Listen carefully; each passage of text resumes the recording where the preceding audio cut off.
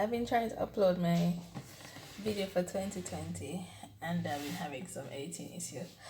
I'll figure it out soon and get my video up and running to you all. So I just wanted to give a shout out and stuff to all of you who have been navigating your way through 2020, and do not forget about those goals that you actually want to achieve for 2020. An important part of achieving goals is that you must write down what you want to achieve and how you plan to achieve them. No matter how big those goals might be, for instance, you want to buy a new home, you have to be willing to write down the steps to get into buying a new home.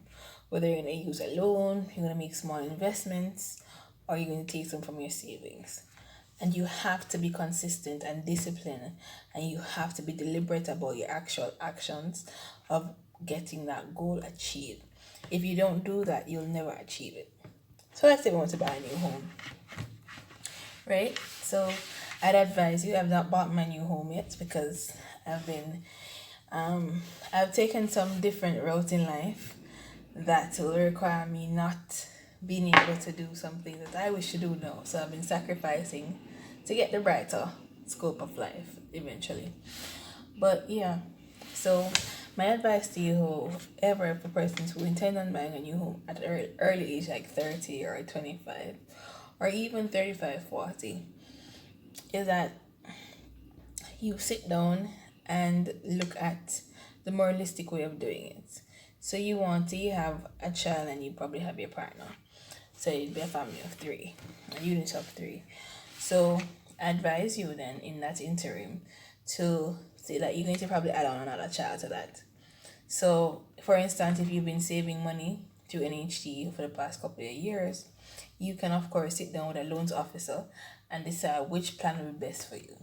But you also need some initial amount of money to be able to do that. And you could also decide that for the next 6 months, you're going to achieve that amount of money by an additional stream of income other than what your 9 to 5 is, to be able to achieve the amount that you might need. Some person might need 200,000, some might need 300,000, depending on the property that you are going after. The second step for me is that you also have to decide that you'll have to make a deliberate step to making a budget every month and sticking to that budget and making sure at least 20% of your income goes to your savings, at least. But the first thing you must do is pull out that savings as you get paid.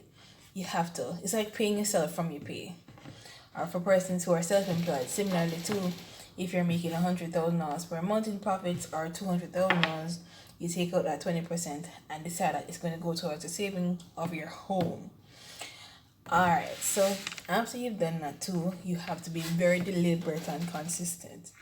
It's going to be hard sometimes not to want to get some fast food because it's easier, but think about what you want. And every morning you must wake up with a vision of what you want. So a good way of doing that is putting it on your phone screen, as in a picture of the home that you want, or on your wall. You can make those post-it notes and stick them and actually write what you intend on achieving for that particular goal. So you want a 5-bedroom house, and where do you want to have that 5-bedroom house? By when would you like to have that 5-bedroom house?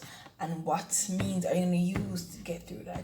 You might not want to expose those plans in a room where a lot of people enter in. So if you know that people are flowing through your room very often, you probably don't want to do that, yeah? But in a very secretive place, you can put in all those aspects of what you want for your home. So remember, guys, that you must have a plan, and it's best you write it down somewhere where people won't even see that easily. And you look at it daily to reinforce what you're going after. So even when you feel like you want to give up, the visual sight of doing that will always keep you going. And you have to be consistent, and you must stick to your budget, and you have to, in my best way to say this, you have to find an extra stream of income. Solomon said it in the Bible, one stream of income won't do. So guys, it's nice talking to you today, and remember, It's not too late to still follow through on those goals that you have for 2020. The year of vision, a clearer vision, perfect vision. Achieve the goals and get there because you can. Have a good day from Kadian.